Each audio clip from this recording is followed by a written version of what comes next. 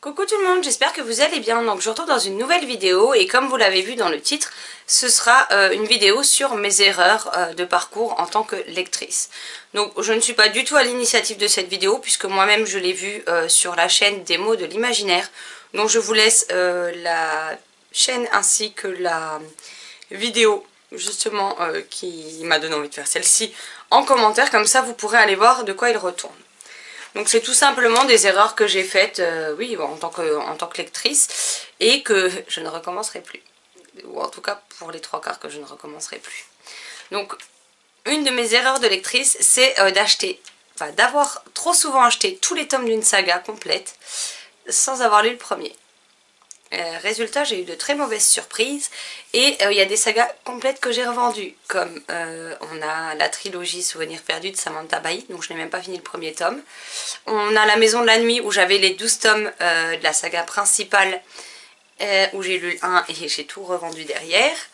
On a Percy Jackson où j'en ai lu 2 sur les 5. On a... je sais même plus.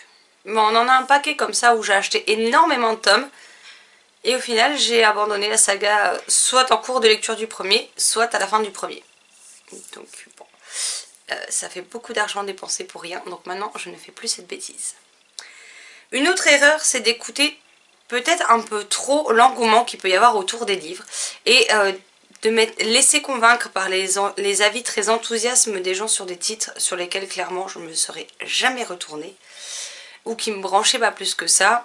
Je les ai achetés et au final je les ai jamais lus. Et ils ont fini par repartir en boîte aux livres, en vente sur la boutique Price, où j'en ai donné aux copines. Donc bon, ça a fait des heureux hein, mais clairement je les ai jamais lus, donc j'aurais mieux fait de m'abstenir de les acheter, tout simplement. Et l'autre erreur qui en découle, c'est que soit je les ai jamais lus ces titres, soit ceux que j'ai lus quand même, 90% du temps, où ce sont d'énormes déceptions, où je les abandonne en cours de route. Donc on peut pas dire que ça m'ait beaucoup réussi jusque là, mais bon, c'est comme ça, c'est pas grave. Hein. Après tout, on apprend de ses erreurs et c'est clairement le cas pour moi. Une autre erreur que j'ai faite à plusieurs reprises, c'est que j'ai précommandé des titres, donc avant leur sortie bien entendu, en me disant oui je le veux absolument, dès qu'il arrive celui-là je le lis, etc. Il y en a certains qui sont restés plusieurs années dans ma pile à lire avant que je me décide de les lire. Comme Nos Faces Cachées que j'avais précommandé, que je n'ai lu qu'en décembre 2019. Ça allait faire 5 ans qu'il était paru. Donc ça sert à rien de précommander un livre, c'est pour le fait qu'il reste encore 5 ans dans ma pile à lire derrière, clairement. Donc maintenant je ne précommande le titre que si je suis absolument sûre et certaine de le bouffer directement. Sinon je ne précommande plus et voilà, au moins ça leur évite de prendre la poussière trop longtemps dans ma pile à lire. Alors une autre erreur et que je continue à commettre, c'est d'acheter des livres de manière très compulsive pour les livres papier. Que ce soit en neuf, en occasion, j'en achète beaucoup plus que ce que j'ai le temps de lire. Et puis ça fait qu'il y a des livres qui restent... Alors il y en a certains qui vont rester à peine 2-3 semaines dans la pile à lire. D'autres vont rester des mois et d'autres vont rester depuis des années, comme certains titres de ma pile à lire qui sont là depuis environ 10 ans. Ça peut être un petit peu moins ou même un petit peu plus. Donc voilà, il faudrait peut-être que je devienne un petit peu plus raisonnable sur mes achats. Mais ça par contre c'est une erreur que je n'ai toujours pas résolue à l'heure actuelle. Hein, donc voilà. C'est un travail de longue haleine à faire avec moi. Une autre qui en découle plus ou moins, c'est de se laisser beaucoup trop tenter facilement sur les e-books. Beaucoup de maisons d'édition font des promotions. On a notamment les OP de Brajlon qui a pu avoir avec les livres Brajlon Milady Castlemore. À un moment donné, chez Rebelle, tous les étés pour leur anniversaire, ils mettaient pas mal de titres à 99 centimes. Par moment, vous avez des promos sur Kobo, pareil, à moins de 5 € l'e-book. Et j'ai acheté beaucoup de titres en numérique. J'ai un dossier book sur mon ordi qu'il faut que je trie. Honnêtement, hein, il faut que je le trie. Par maison d'édition, ce genre de choses. Et il y a tellement de fichiers numériques dedans que je n'ai toujours pas trié, que je ne sais même pas ce que j'ai dans ma pile à lire numérique et que ça devient un vrai capharnaüm. Déjà rien que sur les Rebelles, les OP Brajlon et les éditions du Chat Noir où une année ils ont fait des promos Enfin, il y a un été, j'ai dû acheter, avec toutes les promos, j'ai dû acheter facile 200 e-books. Bah oui, mais quand c'est 99 centimes par-ci, 99 centimes par-là, 1,99 par-ci, quand les promotions, enfin quand je dis l'été, c'est de mai à je crois septembre, octobre, l'année-là, il y avait eu des promos comme ça tous les mois sur une autre maison d'édition. Voilà, et ça c'était qu'en une année. Donc je vous laisse imaginer ceux que j'ai achetés qui coûtent un petit peu plus cher au fur et à mesure et tous ceux des années précédentes ou suivantes que j'ai craqué. J'en ai plusieurs milliers. Voilà, combien exactement je ne sais pas, je me suis pas amusée à les compter. Mais en fait c'est un piège parce que qui dit petit prix, vous dites oh bah ça va, ça chiffre pas. Bah oui, même si vous en avez pour 50 balles, vous avez 50 e-books. Donc oui, ça coûte pas cher pour le nombre de titres. Oui, sauf que dans l'ordinateur, ils sont pas physiques, vous ne les voyez pas. Et si vous êtes comme moi, vous avez tendance à les oublier, à les laisser traîner là. Ce qui fait que ben, je descends ma pile papier, mais absolument pas ma pile des e-books. Voilà. Une autre erreur de lectrice que j'ai faite, alors ça ne parlera clairement pas à tout le monde et tout le monde ne sera pas de mon avis, c'est d'aller sur des gros salons littéraires.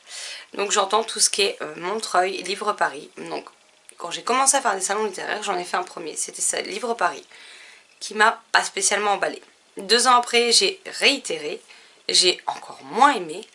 Et en 2017, j'ai été à Montreuil. Je pensais que Montreuil ce serait différent dans le sens où même s'il y a toujours autant de monde, qu'il y a énormément de monde, que c'est difficile de passer dans les allées, qu'on se fait facilement bousculer, piétiner. Déjà les prix étaient beaucoup moins chers. Et puis ça touche tout ce qui est la littérature jeunesse, young adulte que j'aime tant. Et même comme ça, en fait, j'ai eu l'impression de ne pas avoir ma place dans ce salon, en fait. Et aujourd'hui, je ne ferai plus du tout ce genre de gros salon. C'est quelque chose qui ne me convient pas. Je préfère de loin des salons comme le Livre sur la place à Nancy, les Imaginales, pardon, Épinal, qui même si ça commence à être de plus en plus connu et qu'il y a de plus en plus de monde, on est quand même très loin des attroupements de Livre Paris ou le salon de Montreuil. Et des salons comme par exemple les Aliénales. Je suis beaucoup plus petit salon maintenant, ou salon à taille humaine, que les gros salons dont on entend parler partout et où vous mettez 3 heures pour faire la queue. Et pas forcément pour dédicacer votre livre, hein, mais des fois juste pour l'acheter. Voilà.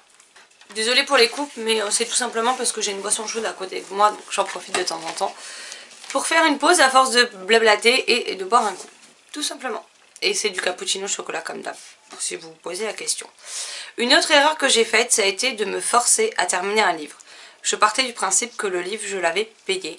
Donc ça me faisait clairement mal aux fesses, pour rester poli, de se dire tout simplement que ben voilà, j'allais pas au bout du livre.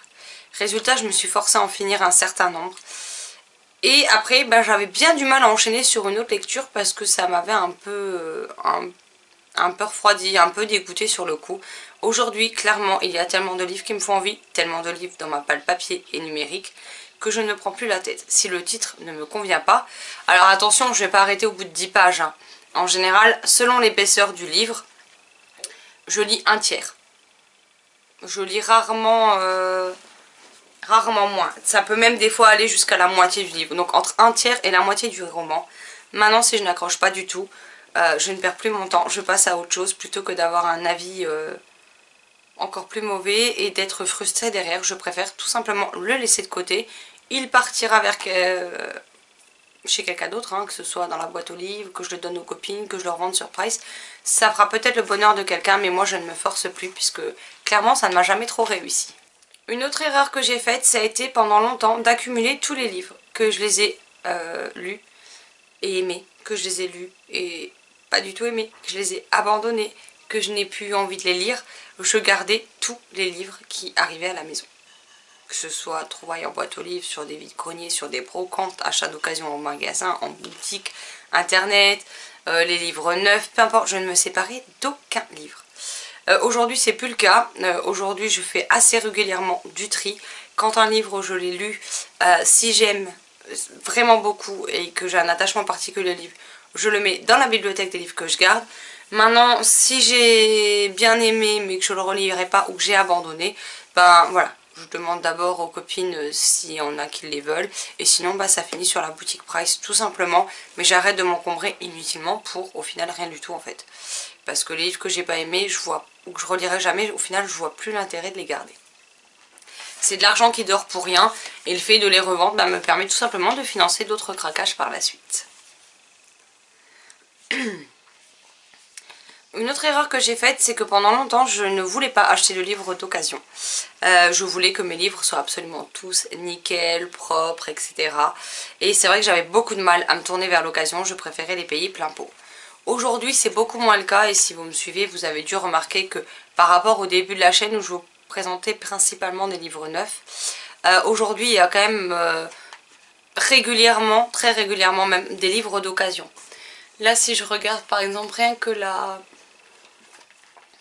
les livres pas encore lus qui ont rejoint ma palle cette année, on en a quand même déjà, alors je suis en train de regarder en même temps, 1, 2, 3, 4, 5, il m'en reste 5 sur une seule étagère déjà qui sont d'occasion. Après il y en a eu d'autres que j'ai déjà lus. Donc il y en avait d'autres d'occasion. Non, 5, il y en a même 6, j'ai une bêtise. Et je continuerai à en acheter d'occasion parce que je me dis c'est bien beau de payer 20 balles le livre neuf. Mais si derrière je le garde pas, j'aurais dépensé 20 balles alors que ça se trouve je l'aurais trouvé d'occasion à 8 € par exemple. Donc je me dis des fois qu'il faudra peut-être que j'arrête de me focaliser sur le neuf. Et du coup j'achète plus facilement d'occasion aujourd'hui qu'au début du blog ou de la chaîne. Mon autre problème, et ça va avec les achats compulsifs également, c'est d'être incapable, quand je vais aux Imaginales, d'être raisonnable sur mes achats. C'est-à-dire que la première année, je suis sortie avec une quinzaine de livres. La deuxième, on avait augmenté. La troisième, on a augmenté. La quatrième, on a augmenté. Là, cette année, il va falloir que je me calme un petit peu, parce que sinon, je vais me retrouver avec des boucles énormissimes. Et que pour l'instant de mes achats de l'Imaginale de l'an dernier, j'en ai pas lu beaucoup. Donc voilà. Donc je me dis peut-être lever le pied, prendre vraiment ceux qui me font très envie. Au pire, j'ai un carnet si je veux des dédicaces d'auteurs dont je n'ai pas ramené les titres parce que je ramène beaucoup moins aussi tous mes livres à faire dédicacer. Parce que déjà d'une, si j'ai pas aimé et que je les revends derrière, bon ça dérangera peut-être quelqu'un qui a une dédicace dedans. Que ça commence à peser extrêmement lourd et avec mon problème de handicap au coude, en général c'est toujours la chérie qui se tape les corvées de sac à porter au bout d'un moment, donc à un moment donné c'est pas cool non plus. Il y a déjà les achats que je fais sur place, si en plus elle doit se taper les autres malgré les nombreux allers-retours à la voiture, à la fin de la journée elle a plus d'épaule la pauvre, donc j'arrête de ramener autant de livres et du coup il faut aussi que je me calme sur les achats. Au début du blog, j'ai aussi fait une erreur et je pense que je ne suis pas la seule dans ce cas-là. C'est que quand j'ai commencé à avoir des contacts avec les maisons d'édition qui me proposaient des SP, je me suis laissée complètement entraîner parce que voilà, ça fait toujours plaisir quand on débute de dire qu'on nous laisse notre chance, qu'on nous propose des services presse, etc. Et c'est un engrenage qui n'en finit plus en fait. Parce qu'il y a plein de titres qui nous font envie, on se dit pourquoi pas, etc. Et on en prend beaucoup. Mais après, il faut aussi rendre les chroniques dans les délais. Et c'est là que les choses se compliquent. Donc aujourd'hui, j'ai clairement levé le pied. Là, en partenaire récurrent, il m'en reste 2. C'est les éditions Michel Lafon et les éditions Castlemore avec... il y a Castlemore et les livres de chez Bing Bang dedans. Voilà, c'est les 2 seuls partenariats vraiment récurrents que j'ai. Maintenant, je suis toujours partenaire de Nats Éditions et des éditions Plume Solidaire. Mais maintenant, je vois les choses différemment. Je ne demande vraiment que les titres qui, de base, me font extrêmement envie et que j'irai acheter. Si c'est des titres que je n'aurais pas spécialement été achetés, je ne les demande plus puisque, après, ça me limite dans ce que je peux lire aussi. Je lis moins de ma pile à lire personnelle et du coup, elle continue de s'accumuler pour pas grand-chose. Et puis je me dis, si le livre, de base, je me serais pas retournée dessus, c'est peut-être tout simplement parce qu'il ne m'intéressait pas plus que ça. Donc aujourd'hui, je pense beaucoup plus, de façon beaucoup plus raisonnable et réfléchie sur les services presse que je demande et j'en demande beaucoup moins, clairement.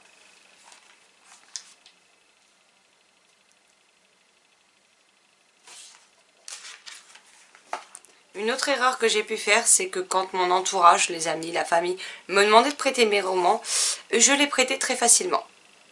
Sauf que j'ai eu le droit à des livres avec les couvertures arrachées.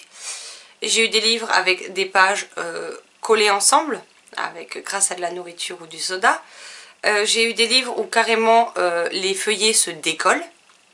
On m'a rendu des livres dans un état, il y en a un, je sais pas s'il a fini dans une mare de goudron ou je ne sais quoi, ou d'huile de moteur, j'en sais rien. Mais le livre était noir, dégueulasse et les 3/4 des pages étaient illisibles. Donc aujourd'hui, je ne prête quasiment plus mes livres. Et les seules personnes à qui je les prête, je peux vous garantir que c'est parce que je sais qu'elles en prennent extrêmement soin et que les livres reviendront dans l'état où je les ai prêtés. Moi personnellement, si Marilyn me prête des bouquins et que je lui rends un bouquin, enfin que je défonce un bouquin parce que j'ai pu le faire tomber, j'ai ceci ou cela. Parce que par contre je ne mange pas, je ne bois pas avec mon livre ouvert, clairement. Ni les miens, ni ceux des autres. Hein. Mais voilà, si vraiment j'abîme un livre, jamais de la vie je lui rends le livre abîmé en fait. C'est je vais lui en racheter un neuf et je garde l'abîmé pour moi. Si c'est un tome au beau milieu d'une série, ben tant pis pour ma pomme. Hein. Après je le foutrai en boîte aux livres et puis c'est tout, ça fera... éventuellement 1 € et s'il est trop défoncé, ben, il ira à la déchetterie, hein, qu'est-ce que vous voulez que je vous dise. Mais jamais de la vie je lui rendrai un livre abîmé par exemple. Mais beaucoup de personnes n'ont pas autant de respect envers les autres et vous disent c'est pas grave, c'est qu'un bouquin. Oui, enfin sauf que quand les pages, il y a des pages manquantes, qu'elles ne tiennent plus en place, ou que les pages sont collées, qu'elles sont dégueulasses, que vous ne pouvez plus lire le livre. Voilà, surtout que des fois j'ai prêté des livres qui étaient neufs, que je n'avais pas encore eu le temps de lire. J'étais la personne, bah vas-y je te le prête, je le lirai après, et j'ai jamais pu le lire, j'ai dû le racheter. Comment dire, j'avais bien les balles, hein. Et une autre erreur que j'ai pu commettre, ça c'était lié à la vie personnelle, hein, tout simplement, c'est que pendant 6-7 ans, je ne lisais quasiment plus. Donc ça a été de mes 17 à mes 25 ans à peu près. Ça fait déjà une dizaine d'années hein, que ce n'est plus le cas. Hein. Mais pendant ces 7 années-là, je ne lisais quasiment plus. Et je ressentais tout le temps un manque. Ça m'a rendue très malheureuse pendant ces années-là. Et voilà. Et aujourd'hui, c'est quelque chose que je ne referai absolument plus. Si j'ai envie de lire, je lis. Là, par exemple, tous les soirs, la chérie, bah, elle regarde la télé. Parce qu'elle n'aime pas lire. Après, je peux le concevoir. Et je ne l'embête pas pour qu'elle lise d'ailleurs. Elle regarde la télé, moi je lis, mais j'ai pas envie d'être dans une autre pièce en fait pour lire et qu'elle soit toute seule parce que sinon, j'ai envie de dire on travaille déjà toute la journée, si le soir on se voit juste pour manger ensemble et après chacune dans une pièce, pour moi il n'y a pas d'intérêt dans ce cas là de vivre à deux, hein, clairement. Donc bah, je vais sur le canapé avec elle et la différence c'est que bah, elle regarde la télé, moi je mets le casque avec les BO de Twilight si vous voulez tout savoir, en ce moment c'est ça que j'écoute en boucle depuis plusieurs mois.